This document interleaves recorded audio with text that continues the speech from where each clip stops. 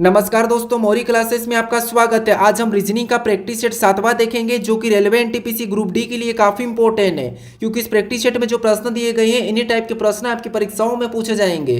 तो चलिए हम शुरू करते हैं प्रश्न 1 से।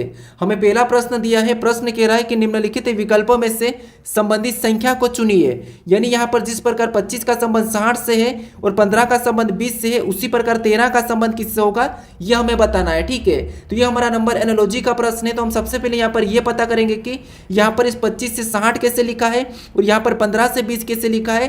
उसी प्रकार हम यहाँ पर 13 का बताएंगे। ठीक है, तो यहाँ पर देखिए, यहाँ पर सबसे पहले हम पता करते हैं कि 25 से 60 कैसे लिखा है। तो 25 को ऐसा क्या करके हमें यहाँ पर 60 मिले। ठीक है, तो अगर हम यहाँ पर 25 का 2 गुना कर देते हैं तो यहाँ पर कितना हो जाएगा। तो आप कहोगे 25 का 2 गुना होता है 50। कितना होता है 50। ठीक है, लेकिन यहाँ पर कितना लिखा है 60 लिखा है। यानी अगर हम 50 में 10 को प्लस कर देते हैं तो यहाँ पर कितना हो जाएंगे। तो आप कहोगे यहाँ पर हमारे पास 60 हो जाएंगे। ठीक है, और यहाँ पर 60 दिया है। अब इसी तरीके से यहाँ पर हम 15 से 20 का पता करते हैं। तो सबसे पहले हम सेम तरीके से क्या करेंगे, इस 15 का भी 2 गुना कर लेंगे। ठीक है, तो 15 का 2 गुना कितना होता है। तो 15 का 2 गुना होता है 30। और जैसे हमने यहाँ पर 2 गुना करके 10 प्लस किया था, तो यहाँ पर भी हम क्या करेंगे 10 को प्लस कर लेंगे। तो जब हम 30 में 10 को प्लस करेंगे तो यहाँ पर कितना हो जाएंगे 40 हो जाएंगे।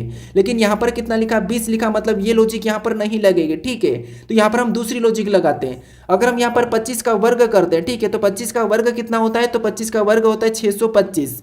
अब 625 और यहाँ पर कितना लिखा है 60। यानी 625 को ऐसा क्या करें कि हमें यहाँ पर 60 मिले। तो देखिए, अगर हम इसको आपस में जोड़ेंगे, इसका डिजिट का योग करेंगे तो 60 तो आएगा नहीं। तो फिर इसका हम आपस में गुणा करके देख ले। तो यहाँ पर आपस में हम गुणा कर देते डिजिट का, तो यहाँ पर कितने हो जाएंगे 6 दूनी 12, 12 पंजे 60। यानी डिजिट का गुणा करने पर हमें यहाँ पर 60 मिला है। ठीक है, और यहाँ पर 60 दिया है। अब उसी तरीके से यहाँ पर हम 15 से 20 का पता करते हैं। तो सेम तरीके से यहाँ पर क्या करेंगे 15 का भी वर्ग कर लेंगे। तो 15 का वर्ग कितना होता है। तो 15 का वर्ग होता है 225। जैसे हमने यहाँ पर आपस में गुणा किया है तो यहाँ पर भी आपस में गुणा करेंगे। तो 2 दूना 4, 4 पंजे 20। यहाँ पर कितना हो रहा है 20 हो रहा है, और 20 भी यहाँ पर दिया है। अब इसी तरीके से यहाँ पर हम क्या करेंगे 13 का संबंध बताएंगे। ठीक है, तो सबसे पहले हम सेम तरीके से क्या करेंगे, यहाँ पर 13 का वर्ग कर लेंगे। और 13 का वर्ग होता है 169। कितना होता है 169। और जैसे हमने यहाँ पर वर्ग करके आपस में गुणा किया, यहाँ पर वर्ग करके आपस में गुणा किया है, तो यहाँ पर भी इस डिजिट का गुणा कर देंगे। ठीक है, तो 6 कम 6 9 6 54। यहाँ पर गुणा करने पर हमें कितना मिला है। तो 54 मिला है। ठीक है, तो 13 का संबंध किससे होगा। तो ये होगा 54 से। तो ऑप्शन में देखिए 54 कहाँ पर है, ऑप्शन नंबर सी में दिया है। तो ऑप्शन नंबर सी हमारा इस प्रश्न का सही जवाब होगा। ठीक है, बस आपको यहाँ पर लॉजिक को समझना था। अब चलिए हम बढ़ते हैं प्रश्न 2 पे। अब दूसरे नंबर का प्रश्न दिया है।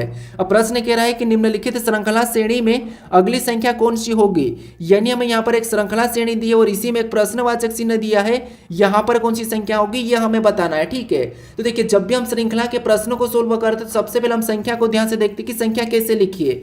तो यहाँ पर देखिए, संख्या जैसे 17 के बाद 17 लिखा है, फिर 17 के बाद 51, 51 के बाद 27, 27 के बाद 153, 153 के बाद 37। यानी यहाँ पर संख्या को हम ध्यान से देखते हैं तो संख्या हमारे पास ना तो किसी का वर्ग लिखा ना किसी का घन लिखा है। यहाँ पर संख्या हमारी घट रही है, बढ़ रही है, घट रही है, बढ़ रही है। ठीक है, तो जब भी संख्या घटती है बढ़ती है तो उस कंडीशन में हम क्या करते हैं, संख्या को एक छोड़ के एक देखते हैं। ठीक है, तो यहाँ पर हम क्या करेंगे एक छोड़ के एक देखेंगे। तो यहाँ पर 17 से 51 को देखेंगे। ठीक है, तो 17 से 51 यानी 17 से 51, तो 17 का ऐसा क्या करेंगे हमें यहाँ पर 51 मिलेगा।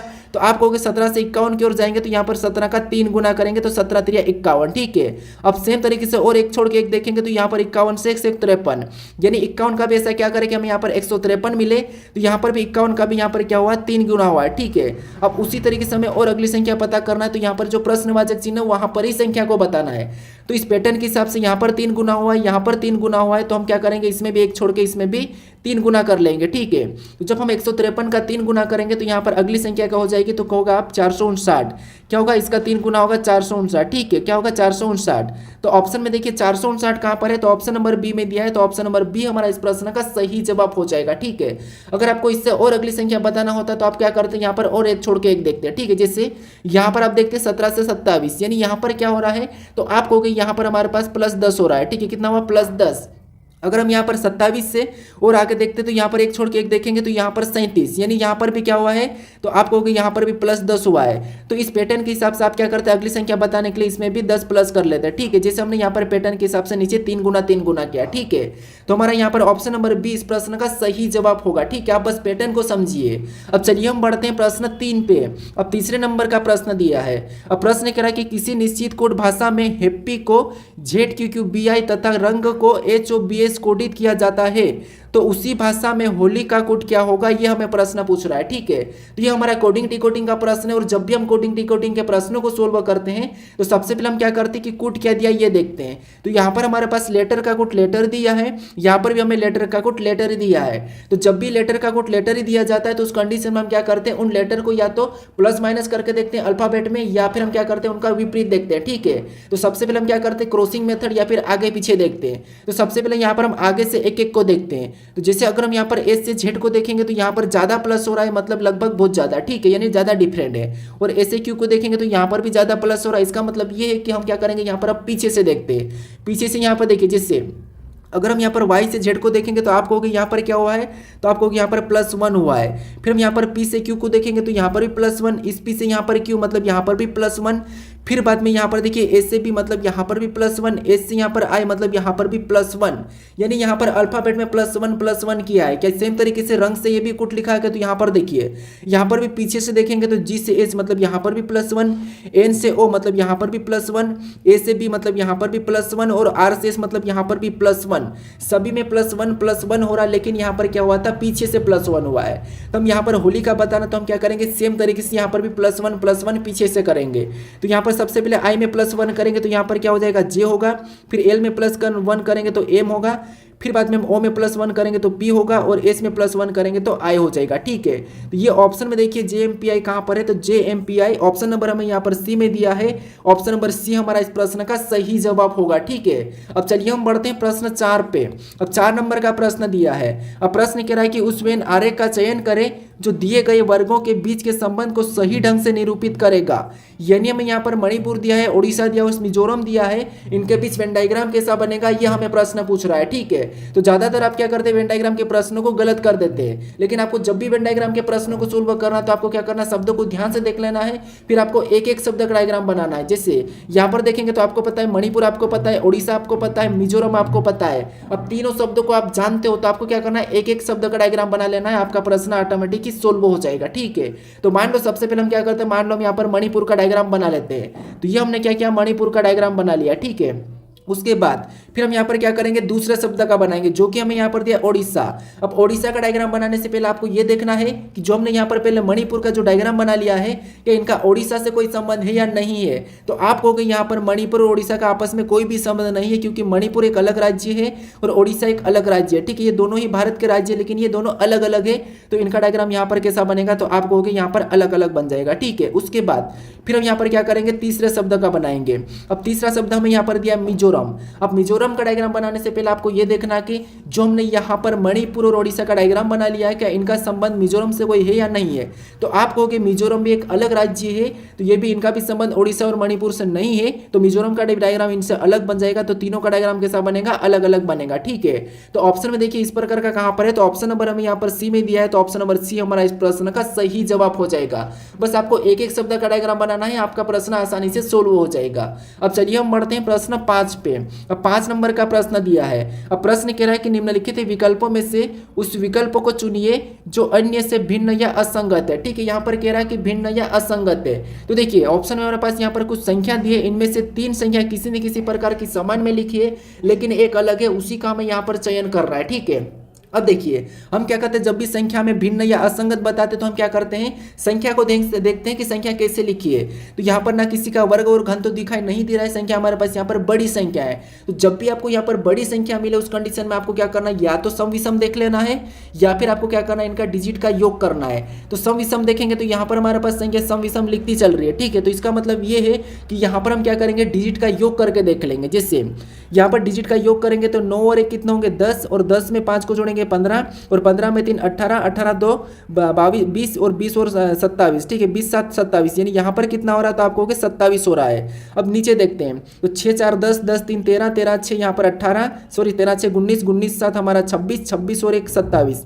यहाँ पर कितना हो रहा है, तो यहाँ पर भी हमारे यहाँ पर 27 हो रहा है। ठीक है, इन दोनों का योग 27 हुआ है। ऑप्शन सी को देखिए, यहाँ पर देखेंगे, देखिए 7 4 11, 11 1 12, 12 18 20, 20 5 25, 25 2 27, यहाँ पर भी कितना हो रहा है 27 ही हुआ है, ठीक। इसका भी योग कितना हुआ है 27। उसके बाद ऑप्शन डी को देखिए 5 7 12 12 6 18 18 2 20 20 4 24 24 6 30, यहाँ पर कितना हुआ है तो आप कहोगे यहाँ पर हमें 30 मिला है। अब देखिए हमने यहाँ पर योग किया तो आपको यहाँ पर एक अलग दिखाई दे रहा होगा, जो कि देखिए इनका 27 आया, इनका 27 आया, इनका 27 योग आया, लेकिन यहाँ पर हमें अलग मिल रहा है 30 योग, मतलब यही हमारा असंगत है, भिन्न है। तो ऑप्शन नंबर डी हमारा इस प्रश्न का सही जवाब हो जाएगा, ठीक है।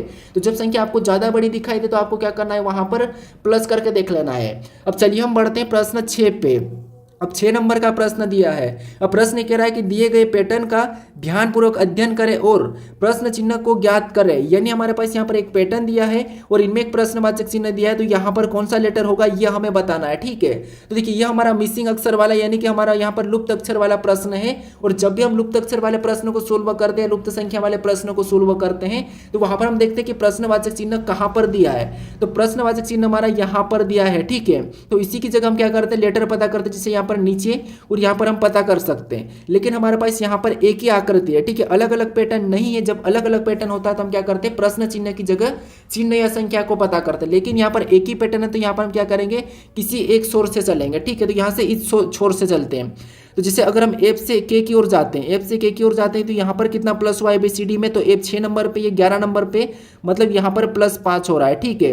उसके बाद फिर हम यहाँ पर के से एन की ओर जाते हैं, तो के से एन की ओर जाएंगे तो यहाँ पर कितना प्लस हुआ, तो के 11 एन 13, मतलब यहाँ पर कितना प्लस हुआ, तो इसमें हमारा हुआ एन हमारा 14, मतलब यहाँ पर 3 प्लस हुआ है, ठीक है। फिर यहाँ से हम नीचे आते हैं तो एन से हम यहाँ पर क्या करते हैं, यू की ओर आते हैं। तो एन से अगर हम यहाँ पर यू की ओर आएंगे तो यहाँ पर एन 14, ये हमारा कितना, तो आपको हो गया 21, मतलब यहाँ पर कितना प्लस हुआ, तो यहाँ पर 7 प्लस हुआ है, कितना 7 प्लस, ठीक है। यहाँ पर देखिए यहाँ पर कितना प्लस हुआ, तो इस पैटर्न में हमारा 7 प्लस हो रहा है, यहाँ पर ध्यान से देखना, यहाँ पर 7 प्लस हुआ है। फिर और हम यू से जेड की ओर आएंगे नीचे की ओर, तो यहाँ पर क्या प्लस हो रहा है, तो आपको यू 21 पे, जेड हमारा 26 पे, मतलब यहाँ पर वापस से +5 हो रहा है, कितना +5। फिर हम जेड से यहाँ पर सी की ओर जाएंगे तो यहाँ पर कितना कितना हो रहा है, तो आपको जेड से सी, मतलब यहाँ पर +3 हुआ, कितना हुआ, +3। फिर यहाँ पर सी से जे की ओर जाएंगे तो यहाँ पर क्या हुआ है, तो आपको यहाँ पर वापस से +7 हो रहा है, क्या हुआ, +7। तो पैटर्न को समझिए, यहाँ पर 5 प्लस फिर 3 फिर +7, यानी अगला, और जे से अगर हम यहाँ से देखेंगे, जे से ओ, मतलब यहाँ पर वापस से +5 हुआ है। अब पैटर्न को देखिए, सबसे पहले 5 + 3 + 7 प्लस, फिर 5 + 3 प्लस, फिर 7 प्लस, फिर 5 प्लस, तो अगला बताने के लिए, यहाँ पर बताने के लिए यहाँ पर हम क्या करेंगे, 5 के बाद 3 प्लस होगा, ठीक है। तो ओ हमारा 15 नंबर पे आता है, 3 प्लस करेंगे तो 18, और 18 नंबर पे आर आता है, तो जो प्रश्नवाचक चिन्ह यहाँ पर क्या हो जाएगा, आर होना चाहिए, ठीक है। ऑप्शन में देखेंगे तो ऑप्शन नंबर हमें यहाँ पर बी में दिया है, तो ऑप्शन नंबर बी हमारा यहाँ पर सही जवाब होगा, ठीक है। तो यहाँ पर भी अलग अलग पैटर्न में अलग अलग तरीके से प्रश्न को सोल्व करते, तो आपको मैं हर तरीके बता रहा हूँ, ठीक है। अब चलिए हम बढ़ते हैं प्रश्न 7 पे। अब 7 नंबर का प्रश्न दिया है। अब प्रश्न कह रहा है कि एक ही पासे की दो स्थितियां दर्शाई गई है, जिसमें संख्या 18 के विपरीत कौन सी संख्या होगी, यह हमें प्रश्न पूछ रहा है, ठीक है। तो हमें यहाँ पर 2 पासे दिए हैं और इनमें हमें यहाँ पर कुछ संख्या दर्शाई गई है, इनमें 18 के विपरीत कौन सी संख्या होगी यह हमें बताना है। तो आपको पता है एक से अधिक पासा होता है तो वहां पर हम क्या करते हैं, संख्या में कॉमन देखते हैं, यानी पासे हम क्या करते हैं, पासे पे कॉमन सतह देखते हैं। तो हमें यहाँ पर 2 पासे दी और यहाँ पर अगर कॉमन सतह की बात करते हैं तो यहाँ पर हमें 18 दिखाई दे रही है, ठीक है। हमें यहाँ पर कॉमन क्या दिखाई दे रही है, 18 दिखाई दे रही है। अब आपको पता है जो कॉमन है आपको क्या करना है, इस कॉमन से घड़ी की दिशा में चलता है। तो ये हमारे पहले पासे की 18 है और ये हमारे दूसरे पासे की 18 है, ठीक है। अब हम क्या करेंगे, यहाँ पर घड़ी की दिशा में चलेंगे और कॉमन से ही चलना है। तो कॉमन हमारा पहले पासे में यहाँ पर, तो यहाँ से घड़ी की दिशा में चलेंगे तो हमें यहाँ पर क्या मिल रहा है, तो कहोगे 15 मिला, क्या मिला, हमें 15 मिला। तो उसको हम क्या करेंगे, उसके नीचे लिख लेंगे। फिर और आगे चलेंगे उस 15 से, तो हमें अगला क्या मिला, 19 मिला, तो 19 को भी हम उसके नीचे लिख लेंगे, ठीक है। अब हम दूसरे पासे में चलेंगे, वहां पर भी कॉमन से चलेंगे तो हमें यहाँ पर क्या मिले, तो आपको हो गया यहाँ पर हमें 16 मिला, तो उसको भी हम क्या करेंगे, उसके नीचे लिखेंगे। फिर 16 से फिर आगे जाएंगे तो हमें यहाँ पर 20 मिला, तो 20 को भी हम क्या करेंगे, उसके नीचे लिख लेंगे, ठीक है। अब हमने यहाँ पर कॉमन चल रहा संख्या हमारी खत्म हो गई। अब जो संख्या हमारे पास यहाँ पर इसके सामने ये और इसके सामने जो संख्या आमने सामने आपको करना है, ठीक है, हमेशा। तो जो यहाँ पर आमने सामने जो संख्या ये क्या है, एक दूसरे के विपरीत हो जाएगी, ठीक है। तो हमें यहाँ पर अगर 19 का पूछा होता तो 20 और 20 का 19, 15 का 16 और 16 का 15, लेकिन हमें यहाँ पर किसका पूछ रहा है, तो हमें यहाँ पर 18 का पूछा। और 18 का क्या होगा, तो यहाँ पर देखिए कॉमन संख्या का जो बचा हुआ सतह वो क्या हो जाएगा, कॉमन का विपरीत होगा। अब यहाँ पर हम इसको काटेंगे और यहाँ पर कौन सी संख्या मिल रही है, तो आप कहोगे हमें यहाँ पर ज़्यादा से ज़्यादा बड़ी से बड़ी 15 से हमें 20 तक दिखाई दे रही है, मतलब यहाँ पर 20 में कौन सी संख्या गायब है, तो आप कहोगे यहाँ पर 17 वाली जो 17 है ये संख्या गायब है, ये संख्या गायब है। इसका मतलब ये है कि 18 का विपरीत क्या हो जाएगा, 17 हो जाएगा। ठीक है, क्या हो जाएगा? 17 हो जाएगा। तो ऑप्शन में देखिए 17 कहाँ पर है? ऑप्शन नंबर डी में दिया है, तो ऑप्शन नंबर डी हमारा इस प्रश्न का सही जवाब होगा। ठीक है, जो संख्या बच जाती वो होता थी कॉमन की विपरीत। अब चलिए हम बढ़ते हैं प्रश्न 8 पे। अब 8 नंबर का प्रश्न दिया है। अब प्रश्न कह रहा है कि निम्नांकित वेन आरेख में ऐसे कितने लड़के हैं जो रेसर और जिम्नास्ट दोनों है। ठीक है, यानी इस आरेख में ऐसे कितने लड़के हैं जो रेसर और जिम्नास्ट दोनों है, यह हमें बताना है। ठीक है, तो यहाँ पर देखिए आपको यहाँ पर दिखाई दे रहा होगा कि एक वृत्त टाइप का, तो इसके अंदर जितने भी लड़के हैं वो सभी के सभी अपने आप में क्या है? लड़के हैं। उसके बाद ठीक है, इसमें अपने जितने भी वो सभी के सभी लड़के हैं अपने आप में। उसके बाद इसके अंदर जितने भी वो सभी के सभी अपने आप में क्या रोसर है। उसके बाद यहाँ पर देखिए जिम्नास्ट के अंदर इतने, इसके अंदर भी जितनी भी संख्या वो सभी के सभी अपने आप में जिम्नास्ट है। हमें यहाँ पर कह रहा है कि ऐसे कितने लड़के हो? रेसर भी और जिम्नास्ट भी, यानी कि सभी होना चाहिए। तो सभी की सभी, तो हमें केवल यहाँ पर एक ही संख्या दिखाई दे रही है, वो है 4, जो कि सभी के अंदर है। तो 4 हमारा यहाँ पर ऑप्शन में देखेंगे तो ऑप्शन नंबर ए में दिया है, तो ऑप्शन नंबर ए हमारा इस प्रश्न का सही जवाब होगा। ठीक है, ये भी वेन आरेख का ही प्रश्न है, लेकिन यहाँ पर हमें क्या करना है? यहाँ पर हमें आकृति के अंदर संख्याओं को देखना है। अब चलिए हम बढ़ते हैं प्रश्न 9 पे। अब 9 नंबर का प्रश्न दिया है। अब प्रश्न कह रहा है कि उस विकल्प का चयन कीजिए जो निम्न श्रृंखला में प्रश्नवाचक चिन्ह के स्थान पर आएगा। यानी हमें यहाँ पर एक श्रृंखला श्रेणी दी है यहाँ पर अक्षर और संख्याओं की, और उसी में एक प्रश्नवाचक चिन्ह दिया है। यहाँ पर कौन से अक्षर और संख्या आएगी यह हमें बताना है। ठीक है, तो आपको लेटर संख्या वाली श्रृंखला श्रेणी देखने को मिले, उस कंडीशन में आपको क्या करना? सबसे पहले या तो आप लेटर को देख सकते हो या फिर आप संख्या को देख सकते हो। ठीक है, तो देखिए सबसे पहले हम लेटर, हमें आसान दिख रहे तो हम लेटर से देखते हैं। जैसे यहाँ पर देखिए एल के बाद एम। ठीक है, मतलब यहाँ पर +1 क्या हुआ था? आपको +1 एल एम +1। फिर बाद में एम से ओ, मतलब यहाँ पर एम 13 पे, ओ 15 पे, मतलब यहाँ पर क्या हुआ था? यहाँ पर +2। फिर ओ से आर, मतलब यहाँ पर देखिए 18 पे, मतलब यहाँ पर +3 क्या हुआ? +3। और आर से वी, मतलब यहाँ पर क्या हुआ? तो यहाँ पर +4। तो वी से आगे बताने के लिए हम यहाँ पर पैटर्न को समझेंगे। जैसे +1 +2 +3 +4, मतलब यहाँ पर +5 होना चाहिए। तो +5 करेंगे तो वी हमारा 22 से 5 को जोड़ देंगे तो कितने हो जाएंगे? 27, मतलब जेड 26 तक होता है, तो यहाँ पर ए आ जाएगा। क्या आ जाएगा? ए आ जाएगा। अब हम यहाँ पर क्या करते हैं? लेटर संख्या को देखते हैं। अब संख्या को देखेंगे तो 16 से 20, मतलब यहाँ पर +4। फिर बाद में 20 से 24, मतलब यहाँ पर भी +4। फिर बाद में 24 से 28, मतलब यहाँ पर भी +4। और 28 से 32, मतलब यहाँ पर भी +4। यानी अगली संख्या बताने के लिए यहाँ पर भी हम क्या करेंगे? इस पैटर्न में +4 कर लेंगे। तो 32 में +4 करेंगे तो यहाँ पर क्या हो जाएगा? 36 हो जाएगा। तो ये ऑप्शन में देखिए A36, तो ऑप्शन नंबर बी में दिया है A36, तो ऑप्शन नंबर बी हमारा इस प्रश्न का सही जवाब होगा। ठीक है, देखिए प्रश्न आसान पूछे जाते हैं, बस हमें तरीके पता होना चाहिए, लॉजिक पता होना चाहिए। ठीक है, बाकी प्रश्न हर परीक्षाओं में सरल ही पूछे जाते हैं, और ये जितने भी प्रश्न सभी के सभी पिछली परीक्षाओं में पूछे गए प्रश्न प्रीवियस ईयर है। ठीक है, अब चलिए हम बढ़ते हैं प्रश्न 10 पे। अब 10 नंबर का प्रश्न दिया है। अब प्रश्न कह रहा है कि निम्नलिखित विकल्पों में से उस समुच्चय का चयन करें जो दिए गए समुच्चय से संबंधित है। ठीक है, यानी हमारे पास यहाँ पर एक कोष्टक में 3 संख्या दी है और इनका जो आपस में संबंध है वही संबंध किस विकल्प में हमें यह बताना है। ठीक है, तो सबसे पहले उनका रिश्ता हम पता करेंगे कि इनका रिलेशन आपस में कैसे है। तो ज्यादातर हम क्या करते हैं? बड़ी संख्याओं को पता करते हैं छोटी संख्या से। तो अगर यहाँ से चार से हम क्या करते हैं? हम क्या करते हैं? इसका 20 की ओर देखते हैं, तो 4 पंजे 20, यानी यहाँ पर क्या हुआ? तो आपको 5 गुना, और यहाँ पर देखिए 4 7 28, यानी पिछली अगली संख्या में क्या हुआ? 5 गुना, और पिछली संख्या में 7 गुना। क्या ये हमें ऑप्शन में दिखाई दे रहा है क्या? कहीं तो ऑप्शन में चेक कीजिए। ऑप्शन में ए में देखेंगे तो यहाँ पर क्या हुआ? 4 गुना, मतलब ये नहीं होगा। ठीक है, यहाँ पर भी 4 गुना हो रहा, मतलब ये भी नहीं मिल रहा। उसके बाद यहाँ पर 9 गुना हुआ, मतलब ये भी नहीं मिल रहा। यहाँ पर 12 पंजे 60, यहाँ पर 5 गुना हो रहा पहली संख्या, और पिछली देखिए उसके बाद 12 7 84, यानी यहाँ पर भी 7 गुना हुआ। अब देखिए जैसे यहाँ पर क्या हुआ था, तो पहली बार पहली संख्या के साथ 5 गुना, दूसरी संख्या के साथ 7 गुना। उसी प्रकार यहाँ पर भी पहली संख्या के साथ 5 गुना, दूसरी संख्या के 7 गुना हमें कहाँ पर मिला? तो आपको हो गया ऑप्शन नंबर डी में मिला है। तो ऑप्शन नंबर डी इस प्रश्न का सही जवाब होगा। ठीक है, बस हमें यहाँ पर समुच्चय का संबंध पता करके सेम संबंध ढूंढना था। अब चलिए हम बढ़ते हैं प्रश्न 11 पे। अब 11 नंबर का प्रश्न दिया है। अब प्रश्न कह रहा है कि यदि 30 जनवरी 2010 को शनिवार था तो 1 मार्च 2011 को सप्ताह का कौन सा दिन था? यह हमें प्रश्न पूछ रहा है। ठीक है, तो ये हमारा कैलेंडर का प्रश्न, और कैलेंडर के प्रश्न में हम क्या करते हैं? जब भी आपको यहाँ पर दिन निकलना होता है, कोड पूछा जाता है और कोड होता है, उस कोड के थ्रू हम निकालते हैं। वो कोड आपको मैं बता दूंगा, लेकिन यहाँ पर थोड़ा सा अगर आपको आता हो तो आप खुद से भी निकालने की कोशिश करें। प्रश्न की स्पीड चेक करें कि आप किसी भी प्रश्न को कितनी देर में सोल्व कर पा रहे हैं। अब जब आप प्रैक्टिस सेट सोल्व कर रहे हो तो प्रैक्टिस सेट सोल्व करने का मतलब क्या है? कि आप प्रश्न को कितनी देर में प्रश्न को सोल्व कर पा रहे हो और कितने प्रश्न सोल्व करते हो, यही मतलब होता है। ठीक है, बाकी आपको मैं अभी यहाँ पर चैप्टर वाइज पढ़ाने वाला हूँ कुछ समय बाद, क्योंकि मुझे भी समय नहीं मिल रहा है। मुझे भी, मेरा भी ऐसे बहुत से जॉब है, उसमें जाना पड़ता है, फिर वापस आना पड़ता है, फिर आपके लिए क्वेश्चंस लेना पड़ता है, जो कि परीक्षाओं में पूछे जा रहे नए नए पैटर्न है उसके हिसाब से, तो इसीलिए। अब देखिए यहाँ पर देखिए सबसे पहले हम क्या करते हैं, ईयर की लास्ट की 2 डिजिट लेते हैं। तो सबसे पहले तो हम क्या करना, हमें यहाँ पर 30 जनवरी 2010 को शनिवार था, तो ये हम पता करेंगे कि क्या 30 जनवरी 2010 को शनिवार था ही कि नहीं था। सबसे पहले तो हमें ये पता करना, फिर हम यहाँ पर बताएंगे, ठीक है। तो देखिए जैसे सबसे पहले 2 डिजिट को लेंगे, तो यहाँ पर हम 10 को लेंगे, तो ये हमने 10 को लिया। उसके बाद अब हम क्या करेंगे, प्लस का चिन्ह लगाएंगे और उसका डिवाइड करेंगे, तो यहाँ पर 4 दूना 8 2 बार में गए, जो बचा उसे छोड़ दो, ठीक है। अब 4 दूना 8 वापस से प्लस करेंगे, फिर हम यहाँ पर डेट लेंगे जो कि 30 जनवरी दिए, फिर यहाँ पर कोड लेंगे, तो एक यहाँ पर जनवरी का यानी कि मंथ कोड 1 होता है और ईयर कोड यहाँ पर 2000 का 6 होता है, ठीक है। अब सभी को जोड़ के हम क्या करेंगे, यहाँ पर 7 से भाग दे देंगे, तो यहाँ पर 10 और 2 12 और 12 30 कितना होते हैं 42 और 42 1 43 43 और 6 हमारे पास यहाँ पर 49 होंगे।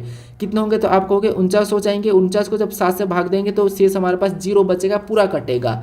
जब से 0 बच जाता है तो 0 नंबर पे आपको शनिवार हमेशा लेना है और 1 नंबर पे आपको क्या लेना है, रविवार। तो टोटल 6, 1 से लेके आपको क्या करना है, 0 तक जाना है, ठीक है। मतलब 1 2 3 4 5 ऐसे करके 6 आपको 0 तक जाना है, ठीक है। तो यहाँ पर हमारा शेष कितना बचा, 0 बचा था और 0 नंबर पे शनिवार और यहाँ पर शनिवार है। इसका मतलब ये है कि यहाँ पर भी हम क्या करेंगे, पता करेंगे। अगर शनिवार नहीं होता तो फिर हम प्लस माइनस करके देखते हैं, ठीक है। अब देखिए यहाँ पर भी लास्ट की 2 डिजिट लेंगे, तो हम यहाँ पर 11 को लेंगे।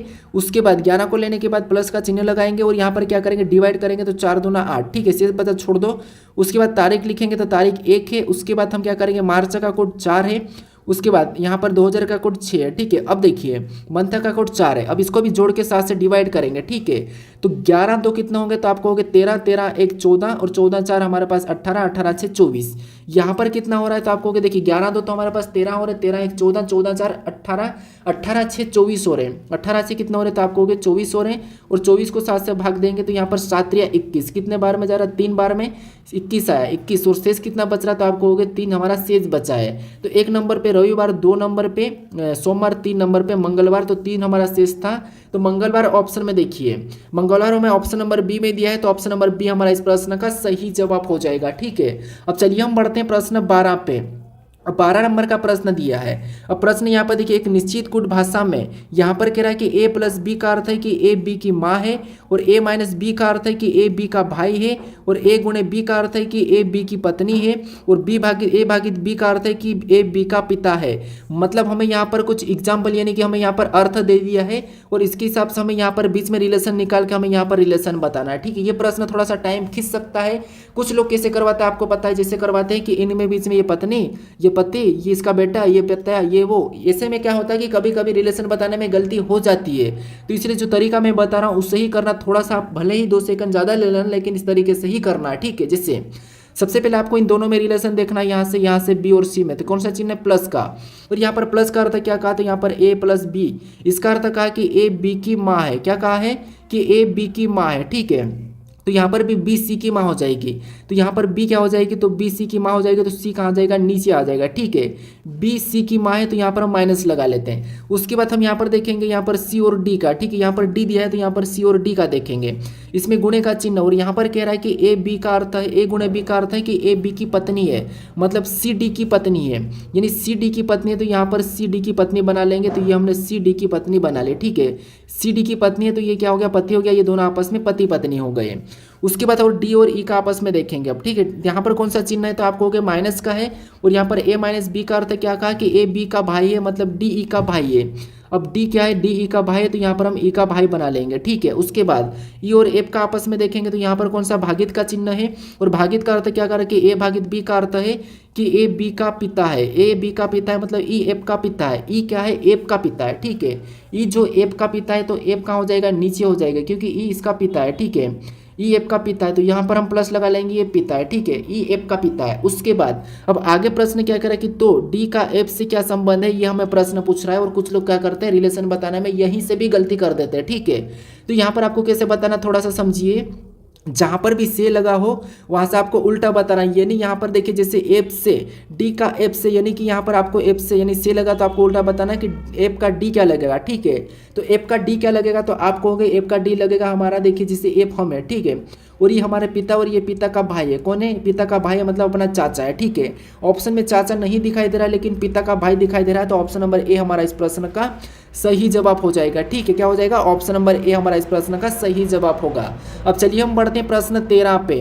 अब 13 नंबर का प्रश्न दिया है। अब प्रश्न कह रहा है कि यदि 14 स्टार 64 बराबर 39 और 25 स्टार 37 बराबर 31 और 9 स्टार 17 बराबर यहाँ पर दिया है 13, तो उसी प्रकार 52 स्टार 46 का मान क्या होगा, ये हमें प्रश्न पूछ रहा है। ठीक है, तो ये हमारा लॉजिकली प्रश्न है। हमें यहाँ पर क्या करना है, इन चिन्हों की जगह प्लस माइनस करना, कुछ भी करना, हमें तो यहाँ पर जो संख्या बराबर में दी है उससे पता करना है। ठीक है, तो यहाँ पर देखिए सबसे पहले हम यहाँ पर 14 और 64 के साथ क्या करके हमें यहाँ पर 39 मिले, और सेम तरीके से 25 और 37 को भी वैसा ही करना और 31 लाना है। ठीक है, तो ये हम सबसे पहले पता कर लेते हैं। तो जैसे अगर हम यहाँ पर आपस में जोड़ेंगे तो 39 नहीं होगा, ज़्यादा संख्या हो जाएगी।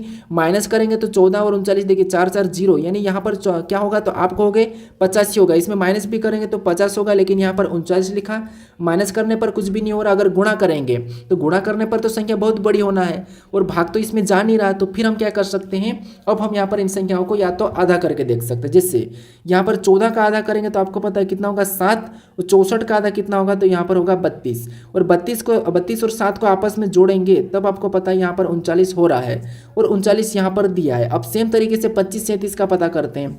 तो 25 का आधा करेंगे तो आपको पता है 12.5 होगा, यानी कि यहाँ पर कितना होगा, 12.5। 25 का आधा 12.5 ही होगा। ठीक है, उसके बाद 37 का भी आधा करेंगे तो आपको पता है यहाँ पर कितना होगा, तो यहाँ पर 17, 18 दूना 18 दूना कितने होते, 36, यानी यहाँ पर हो रहा है हमारा 18.5, यानी यहाँ पर भी 18.5।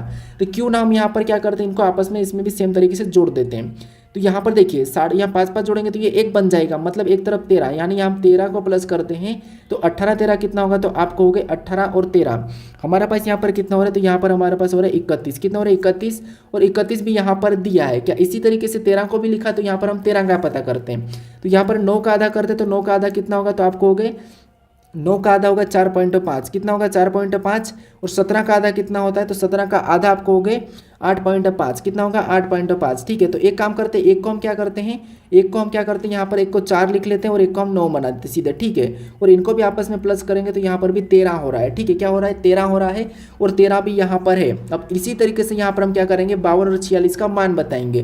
तो सबसे पहले 52 का आधा करेंगे तो आपको पता है 31 होगा, या फिर क्या होगा, तो आप कहोगे यहाँ पर हमारा 26 दूनी 52, यानी यहाँ पर इसका आधा होगा 26। ठीक है, और 46 का आधा होगा तो आप कहोगे 46 का आधा 23 होता है। कितना होता है, 23 होता है, और इनका भी क्या करेंगे, आपस में जोड़ देंगे। ठीक है, तो यहाँ पर देखिए कितना हो रहा है, तो आप कहोगे यहाँ पर हमारे पास हो रहा है, यहाँ पर 6 और यहाँ पर 9, उसके बाद 4 4, मतलब यहाँ पर कितना हो रहा है, 49 हो रहा है। यहाँ पर कितना मान हो रहा है, 49 हो रहा है। तो ऑप्शन में देखिए 49 कहाँ पर है, ऑप्शन नंबर हमें यहाँ पर बी में दिया है, तो ऑप्शन नंबर बी हमारा इस प्रश्न का सही जवाब होगा। ठीक है, तो हमने यहाँ पर क्या ट्राई करा था, सबसे पहले हमने यहाँ पर प्लस करके भी देखा था, नहीं हुआ, कुछ नहीं।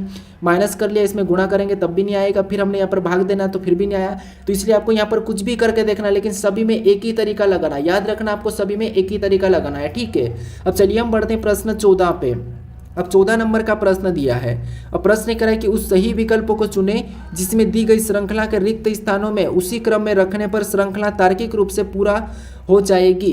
यानी हमारे पास यहाँ पर एक श्रृंखला दी है, लेटर और यहाँ पर रिक्त स्थान है, इसमें हम कौन से लेटर को रखें कि ये श्रृंखला हमारी पूर्ण होगी, यह हमें प्रश्न पूछ रहा है। ठीक है, तो देखिए सबसे पहले तो आपको यहाँ पर क्या करना है, ऐसी श्रृंखला को सोल्व करना है। तो रिक्त स्थान के पास देखना है कि कौन सा लेटर लिखा है और किस लेटर के बाद रिक्त स्थान है। ठीक है, या फिर आपको गिन के इसको खंडे भी बना सकते हो।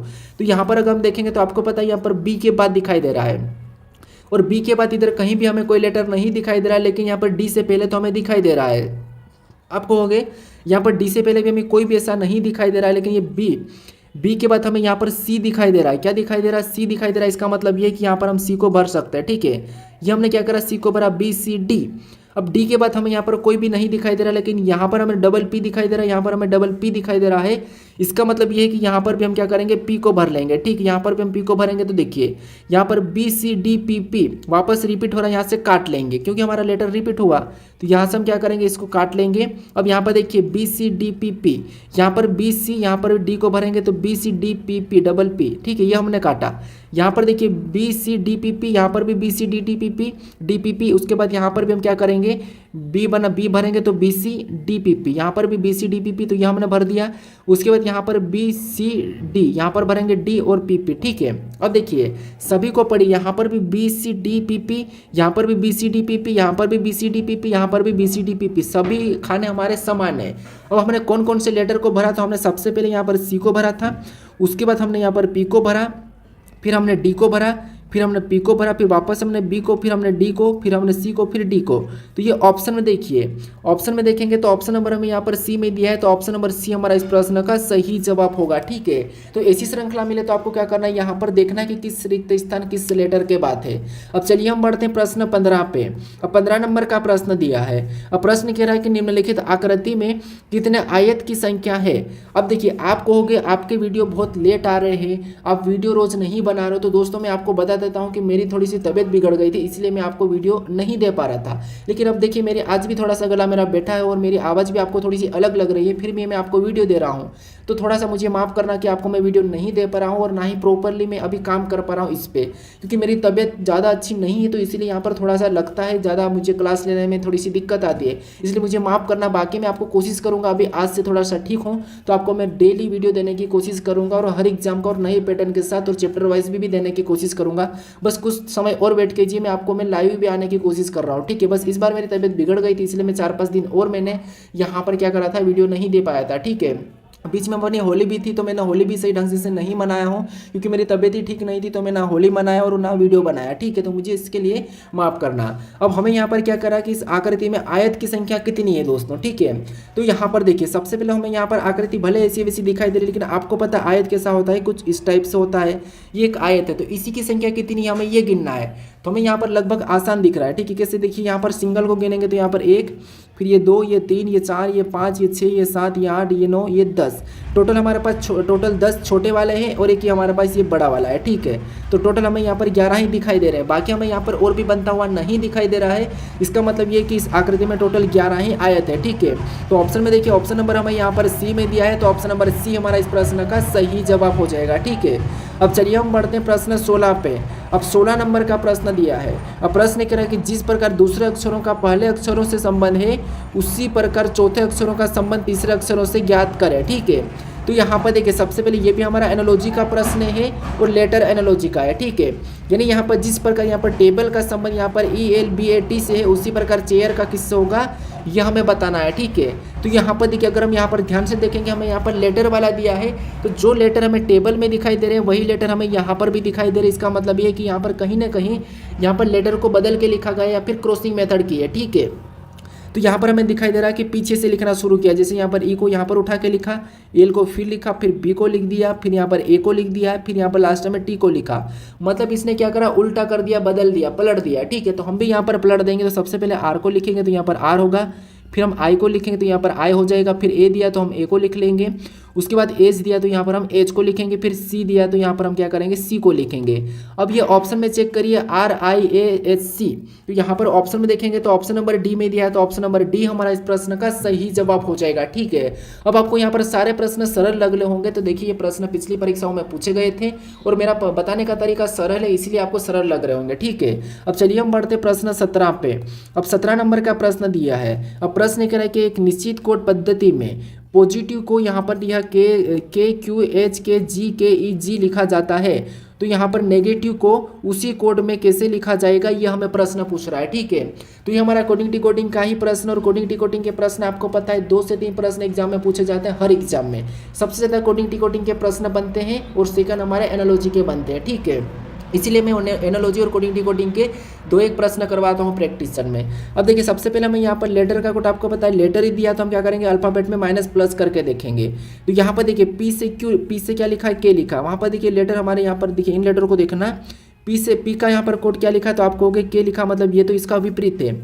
यहाँ पर ये क्या था, आप कहोगे इसका विपरीत है पी के मतलब ये विपरीत है। ठीक है, उसके बाद पी के विपरीत है, उसके बाद यहाँ पर देखिए, यहाँ पर देखेंगे ओ से यहाँ पर क्या लिखा, क्यू लिखा, मतलब यहाँ पर +2 के, यहाँ पर क्या हुआ +2। उसके बाद यहाँ पर एच से यहाँ पर क्या लिखा, कूट तो हमारे पास यहाँ पर एच लिखा, तो एच भी एच का विपरीत है। ठीक है, मतलब फिर से यहाँ पर विपरीत, फिर यहाँ पर देखिए आई से वहाँ पर क्या लिखा, के लिखा, तो आई से के लिखा, मतलब यहाँ पर फिर से +2 करा, यहाँ पर क्या करा, +2, तो आई से के मतलब यहाँ पर भी +2 कर दिया। ठीक है, आई से के मतलब +2।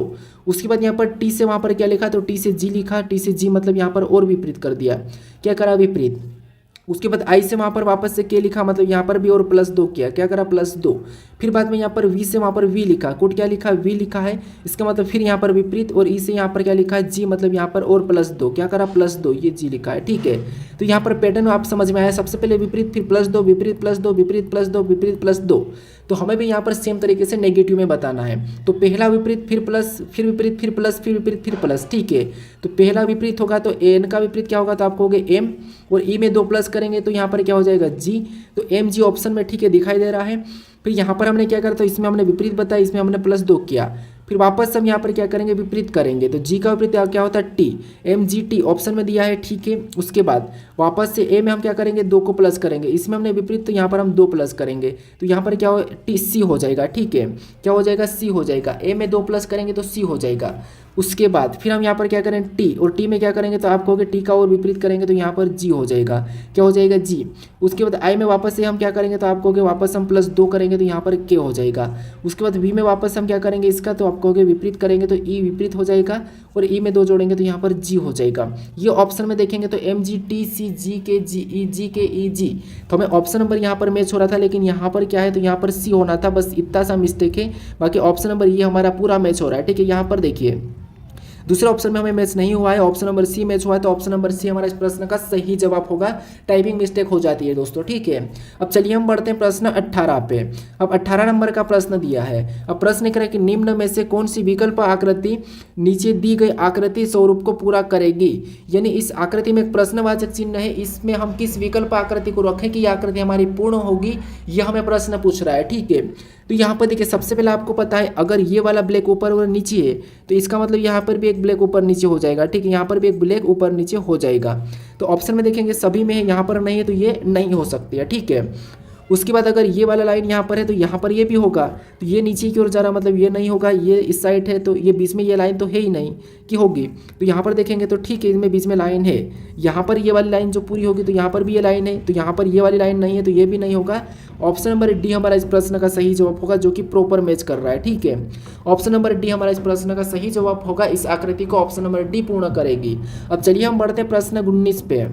अब 19 नंबर का प्रश्न दिया है और यहाँ पर हमें कथन दिया और यहाँ पर हमें निष्कर्ष दिया है। तो ये हमारा न्याय निगमन का प्रश्न है। तो सबसे पहले हमें यहाँ पर कथन को समझना है, कथन को सत्य मानना है, उसके बाद उसके बारे में निष्कर्ष क्या कह रहा है यह हमें देखना है। ठीक है, तो यहाँ पर देखिए सबसे पहले कथन को देखिए। पहला कथन कह रहा है कि कुछ नीले हरे है।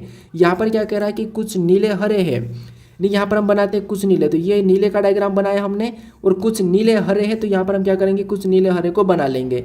तो कुछ नीले हरे हैं तो हरे का मैं एच लेता हूँ। उसके बाद अब दूसरे को देखिए, दूसरा कह रहा है कि सभी हरे पन्ने हैं। अब जितने भी हरे हैं ये सभी के सभी पन्ने हैं, तो ये हमारे पन्ने के अंदर आ जाएंगे। ठीक है, तो ये हमने पन्ने के अंदर बना लिया। फिर हम यहाँ पर तीसरे को देखेंगे तो सभी पन्ने रत्न है।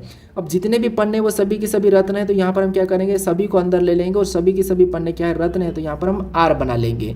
रत्न आर मतलब रत्न। ठीक है, बस आप ये समझने के लिए लिखा हूँ मैं। ठीक है, उसके बाद अब इसके बारे में निष्कर्ष क्या करा हमें ये देखना है। तो पहला निष्कर्ष कह रहा कि कुछ नीले रत्न है। क्या आपको यहाँ पर कुछ नीले रत्न दिखाई दे रहे हैं? तो हमें यहाँ पर कुछ नीले रत्न दिखाई दे रहे हैं, तो हमें यहाँ पर पहला वाला तो सही कह रहा है। ठीक है, अब दूसरे को देखिए, कुछ रत्न हरे हैं। कुछ रत्न आपको यहाँ पर हरे दिखाई दे रहे हैं, तो ये भी दिखाई दे रहे हैं कि यहाँ पर सारे जब हरे रत्न है तो कुछ तो होंगे, इसलिए दूसरा भी यहाँ पर हमें सही कह रहा है। तो निष्कर्ष पहला दूसरा दोनों पालन कर रहे हैं, तो ऑप्शन नंबर बी हमारा इस प्रश्न का सही जवाब हो जाएगा। ठीक है, अब चलिए हम बढ़ते हैं प्रश्न 20 पे। अब 20 नंबर का प्रश्न दिया है। अब यहाँ पर हमें कथन दिया और यहाँ पर भी हमें निष्कर्ष दिया है, तो ये हमारा कथन निष्कर्ष का प्रश्न है और वो प्रश्न हमारा कौन सा था? तो वो प्रश्न हमारा न्याय निगमन का था। ठीक है, यहाँ पर हमें कथन को समझना है, कथन को समझ के फिर उसके बारे में निष्कर्ष देखना है। तो यहाँ पर हमें कथन के हिसाब से चलना है। ठीक है, अब कथन क्या कह रहा है? तो कथन को देखिए, जिससे स्टेटमेंट में दिया है कि एक छोटे बच्चे ने कहा, क्या कह रहा है कि एक छोटे बच्चे ने कहा कि सभी मिठाइयों में से लड्डू मेरे पसंदीदा है। यानी एक छोटे बच्चे ने क्या कहा कि सभी मिठाइयों में से लड्डू मेरे पसंदीदा है। ठीक है, ये छोटे बच्चे ने कहा। अब इसके बारे में निष्कर्ष क्या कह रहा है हमें ये देखना है। तो यहाँ पर पहला निष्कर्ष कह रहा है कि उसे अन्य कोई भी मिठाइयाँ मतलब मिठाई पसंद नहीं है। क्या छोटे बच्चे ने ऐसा कहा? क्या मुझे अन्य मिठाई पसंद नहीं है? नहीं कहा। इसका मतलब अगर बच्चे ने ऐसा नहीं कहा तो ये कह रहा है ये गलत कह रहा है, क्योंकि बच्चे ने ऐसा थोड़ी ना कहा कि मुझे कोई भी मिठाई पसंद नहीं, सिर्फ लड्डू पसंद है, ये थोड़ी ना कहा उसने। तो ये कहा कि सभी मिठाइयों में से लड्डू मेरे पसंदीदा है, मिठाइयाँ पसंद है लेकिन उसमें से भी मेरे लड्डू पसंदीदा है, ये कहा।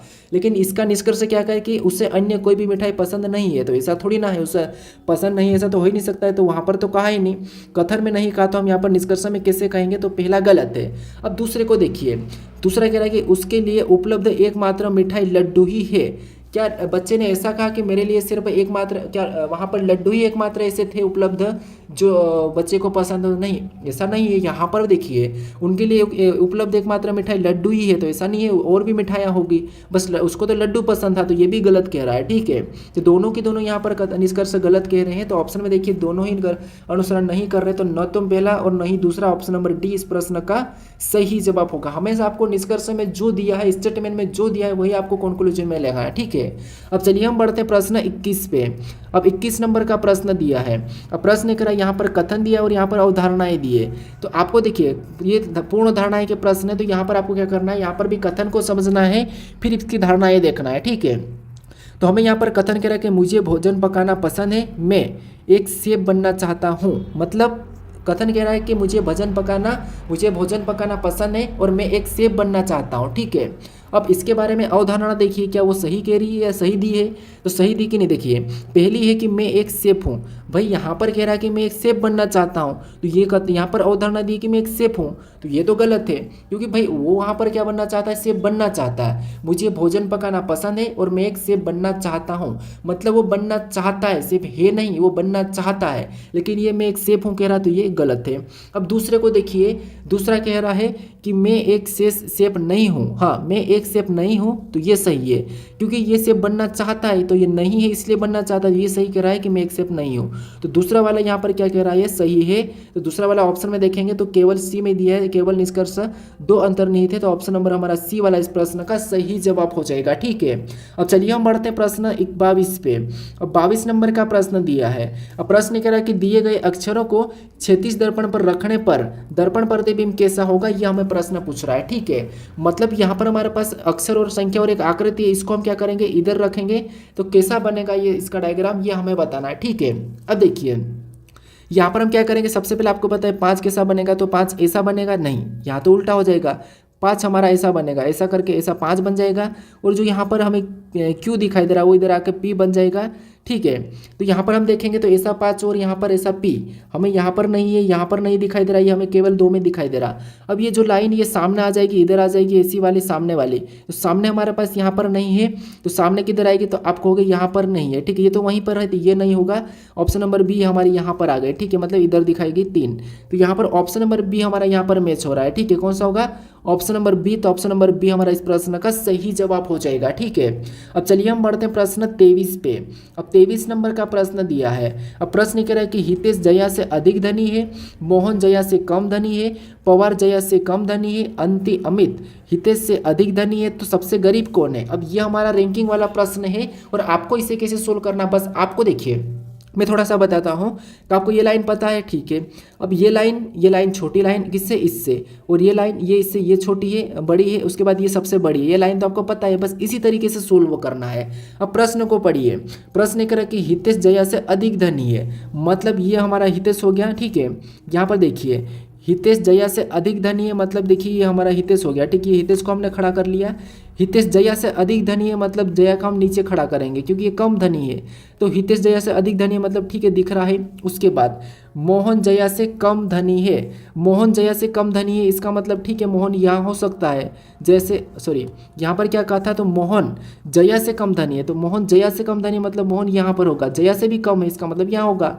उसके बाद पवार जया से कम धनी है, मतलब पवार जो जया से कम धनी है। ठीक है, पवार जया से कम धनी है, तो पवार यहाँ पर हो सकता है। ठीक है, यहाँ पर भी हो सकता है और संभावना में इधर भी हो सकता है। ठीक है, लेकिन अभी तक हम यहाँ पर जया के नीचे बिठाते हैं। अब आगे करा कि अमित हितेश से अधिक धनी है, अमित जो हितेश से अधिक धनी है, तो अमित को हम क्या करेंगे ऊपर ले जाएंगे क्योंकि हितेश से अधिक धनी है, तो ये बड़ा है। ठीक है, अब हमें यहाँ पर क्या करा है कि तो सबसे गरीब कौन है, तो सबसे गरीब यहाँ पर हमें क्या दिखाई दे रहा है, तो आप कहोगे हमें कौन दिखाई दे रहा है, तो वो दिखाई दे रहा है हमें मोहन दिखाई दे रहा। कौन दिखाई दे रहा है, तो मोहन दिखाई दे रहा। लेकिन ऑप्शन में हमें यहाँ पर मोहन नहीं दिया है और हमें यहाँ पर जया से कम पवार धनी था, तो इसका मतलब पवार यहाँ पर भी हो सकता है, तो इसीलिए यहाँ पर हम पवार ऑप्शन में लगाएंगे, क्योंकि हमें यहाँ पर मोहन नहीं दिखाई दिया है, मोहन हमें ऑप्शन में नहीं दिया है, तो यहाँ पर हम पवार लगाएंगे। तो ऑप्शन नंबर बी हमारा इस प्रश्न का सही जवाब होगा। ठीक है, कभी कभी सरल सा प्रश्न भी हम क्या करते हैं, गलती कर देते हैं कि इसका तो प्रश्न में आंसर है ही नहीं, ऑप्शन में आंसर नहीं है करके हम छोड़ के आ जाते हैं। अब चलिए हम बढ़ते हैं प्रश्न 24 पे।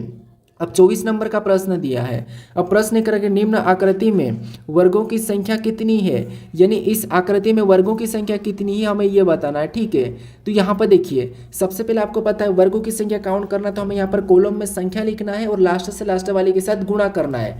तो यहाँ पर इस कॉलम में ये पहला कॉलम है, ये हमारा दूसरा, ये हमारा तीसरा है। सेम तरीके से इधर से 1, ये हमारा 2, इधर से ये 3, ये 4, ये हमारा 5, ये 6 और ये 7, यहाँ पर 7 कॉलम है। अब आपको पता है लास्ट से लास्ट वाले के साथ गुणा करना है, तो इधर से लास्ट मतलब ये 3 के साथ गुणा होगा तो 7 या 21। ठीक है, इधर 6 से 2 के साथ गुणा होगा तो 6 दूनी 12, उसके बाद 5 के साथ 1 का होगा तो 5 एकम 5। अब ये संख्या किसके साथ होगी, जोड़े में तो होगी नहीं, तो ये छूट गई, जो छूट गई ये संख्या छूट गई, इसे छोड़ दो। ठीक है, अब इनको हम क्या करेंगे, प्लस कर लेंगे, तो प्लस करने पर कितना हो रहा है, तो 21 और 12 कितना हो रहे हैं, तो आपको हो गए 33, 33 5 हमारे पास यहाँ पर हो रहे हैं 38, कितना हो रहे हैं 38 हो रहे हैं। ठीक है, तो इस आकृति में टोटल वर्गों की संख्या कितनी है, वो 38 है, तो ऑप्शन नंबर डी हमारा इस प्रश्न का सही जवाब हो जाएगा। ठीक है, अब चलिए हम बढ़ते हैं प्रश्न 25 पे। अब 25 नंबर का प्रश्न दिया और प्रश्न करा कि निम्नलिखित आकृति पैटर्न में कितने वर्ग है, यानी यहाँ पर भी वर्ग ही बताना। जैसे अगर आपको ऐसा पैटर्न मिले तो फिर कैसे चेक करना, तो सबसे पहले आपको यहाँ पर देख लेना है, जैसे आप इससे अलग करके भी देख सकते हैं कुछ इस प्रकार से, या फिर उसी में देख लो। जैसे उसी में देखेंगे तो एक कॉलम, ये दूसरा कॉलम, इधर से भी एक कॉलम, ये दूसरा कॉलम, लास्ट से लास्ट वाले के साथ गुणा करेंगे तो यहाँ पर 2 दूना 4 और 1 एकम 1 ही होगा, मतलब इनको आपस में जोड़ेंगे तो यहाँ पर कितना हो रहा 5, यानी इस आकृति में छोटी वाली आकृति में हमें कितना मिल रहा 5 मिल रहा है। ठीक है, अगर इसमें 5 है तो यहाँ पर भी 5 ही होगा, ये हमने गिन लिया। अब हम यहाँ पर इन वाला का देखेंगे। ठीक है, तो यहाँ पर कॉलम में लिखेंगे 1, फिर ये हमारा 2, बाहर वाली आकृति देख रहे हो, और इधर लिखेंगे तो यहाँ पर भी 1, ये 2, ये हमारा 3 और ये 4, यहाँ पर भी हमें लास्ट से लास्ट में गुणा करना है। तो यहाँ पर 4 से 2 के साथ गुणा करेंगे 4 दूना 8 और 3 से 1 के साथ गुणा करेंगे तो 3 एकम 3, ये छूट गई, इसे छोड़ दो। अब इनको आपस में प्लस करेंगे तो यहाँ पर 11 हो रहा है और इधर हमारी कितनी थी, तो 5 और 5 थी, 2 ये थी है। ठीक है, तो 10 और 11 हमारे यहाँ पर कितने हो रहे हैं, तो आप कहोगे हमारे पर यहाँ पर 21 हो रहे हैं। 21 ऑप्शन में देखिए, तो 21 हमें ऑप्शन नंबर बी में दिया है, तो ऑप्शन नंबर बी हमारा इस प्रश्न का सही जवाब होगा। अगर पैटर्न बनता हुआ दिखाई जाए तो आपको कुछ भी नहीं करना है, जिसे हमने अभी यहाँ पर तरीका लगाया था वैसे आपको देख लेना है। ठीक है, अब चलिए हम बढ़ते प्रश्न 26 पे, और जो 26 नंबर का प्रश्न है ये आपके लिए टेस्ट क्वेश्चन है। ठीक है, तो ये टेस्ट क्वेश्चन है आपके लिए, इसका सही जवाब क्या है आप मुझे कमेंट करके बताना है। प्रश्न करा कि निम्नलिखित श्रृंखला में अगली संख्या ज्ञात कीजिए, यानी हमें यहाँ पर एक श्रृंखला दी और इसी में एक प्रश्नवाचक चिन्ह दिया है, यहाँ पर अगली संख्या कौन सी होगी ये आपको बताना है। ठीक है, अब आप अभी तक इस चैनल को सब्सक्राइब नहीं करे हो तो इस चैनल को जरूर सब्सक्राइब कर लीजिए। अगर आप इससे पहले वाले वीडियो को नहीं देखे हो तो यहाँ पर क्लिक करके उस वीडियो को भी जरूर देख लीजिए, और इस वीडियो को अपने दोस्तों से शेयर नहीं करे तो इस वीडियो को भी अपने दोस्तों तक जरूर शेयर कर दीजिएगा। ठीक है, तो चलिए हम मिलते हैं अब नेक्स्ट वीडियो में।